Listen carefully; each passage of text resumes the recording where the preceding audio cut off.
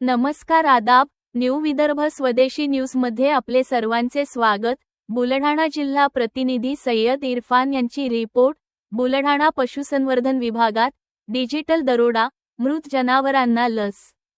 बंद दवाखान्यांतून कोट्यवधींचा कागदी कारभार। बुलढाणा पशुधनाच्या संरक्षणासाठी राबवली जाणारी केंद्र सरकारची महत्त्वाकांक्षी NDLM नॅशनल डिजिटल लाईव्हस्टॉक मिशन योजना बुलढाणा जिल्ह्यात अक्षरश, देऊळघाट, पाडळी, हतेडी, रायपूर, धा या गावात भ्रष्टाचाराचे कुरण बनल्याचे धक्कादायक वास्तव समोर आले आहे। लसीकरणाच्या नावाखाली केवळ कागदावर आणि पोर्टलवर बनावट नोंदी करून शासनाच्या कोट्यवधी रुपयांच्या निधीवर सुनियोजित डिजिटल दरोडा टाकण्यात आल्याचे ठोस पुराव्यांवरून स्पष्ट होत आहे। हा प्रकार केवळ निष्काळजीपणा नसून डेटा चोरी, बनावट लसीकरण, लसींचा काळाबाजार आणि सरकारी यंत्रणेच्या संगनमताचा मोठा कट असल्याचा गंभीर आरोप होत आहे। 1. पुनर्जन्म मिशन। 10 ते 12 वर्षांपूर्वी मृत जनावरे पोर्टलवर जिवंत। रायपूर परिसरात असा चमत्कार घडल्याची नोंद NDLM पोर्टलवर आहे, जो विज्ञानालाही लाजवेल। 10 ते 12 वर्षांपूर्वी मृत्यू पावलेल्या जनावरांना 2025 मध्ये जिवंत दाखवून त्यांचे यशस्वी लसीकरण झाल्याची नोंद करण्यात आली आहे। मेलेल्या जनावरांच्या नावावर लसी दाखवून शासनाचा पैसा लाटणे म्हणजे मृतांच्या टाळूवरचे लोणी खाणे नसून काय आहे? 2. बंद दवाखान्यातून अदृश्य डॉक्टरांचे हजारो लसीकरण।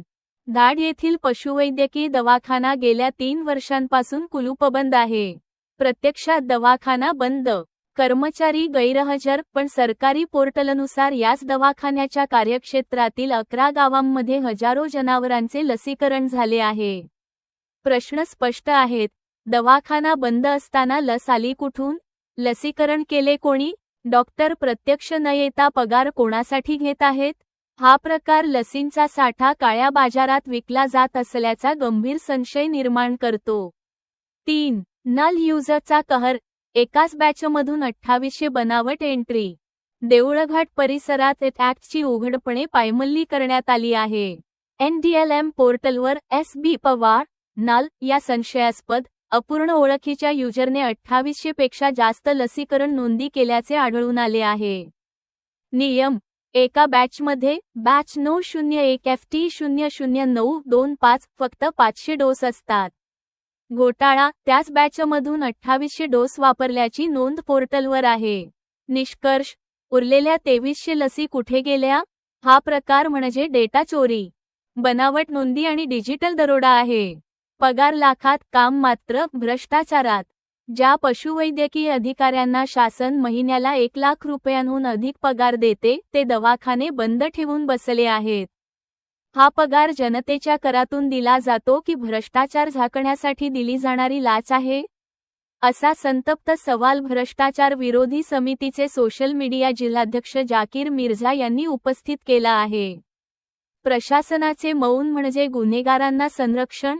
इतके ठोस डिजिटल पुरावे, पोर्टल रिपोर्टसह बॅच नंबर विसंगती समोर येऊनही अद्याप एकाही दोषीवर का नाही? कोणाच्याही चौकशीचे आदेश का नाहीत? वरिष्ठ अधिकाऱ्यांच्या आशीर्वादाशिवाय एवढा मोठा घोटाळा अशक्य आहे। प्रशासनाचे हे मौन म्हणजे या लुटमारीत त्यांचाही सहभाग असल्याचा संशय अधिक गडद करत आहे। थेट सवाल: मौन म्हणजे सहभाग का? जिल्हा पशुसंवर्धन उपायुक्त या संपूर्ण प्रकरणावर गप्प का आहेत? की त्यांनाही या घोटाळ्यात वाटा मिळत आहेत? ही माझी वैयक्तिक लढाई नाही, हा जनतेच्या हक्काचा आणि शासनाच्या तिजोरीचा पैसा आहे। जोपर्यंत या घोटाळ्याचा मास्टरमाइंड गजाआड जात नाही, तोपर्यंत आम्ही शांत बसणार नाही। जाकीर मिर्झा, भ्रष्टाचार विरोधी समिती, बुलढाणा।